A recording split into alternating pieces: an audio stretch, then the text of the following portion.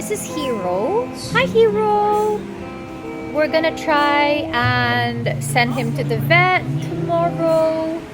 Obviously, looks like he's not feeling well. He's got a lot of like lesions on his nose. So we're gonna send him to the vet tomorrow. We're gonna find a way to catch him.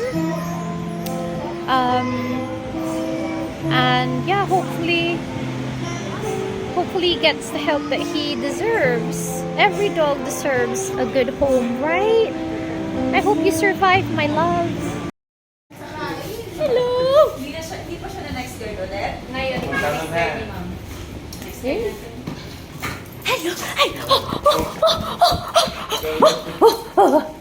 Ito ng, yan ba? Isang buwan? Ang tagal mo, 1 month. Isang buwan, ma'am. Ano yan? Ano siya? Galis na tinubuan ng aso.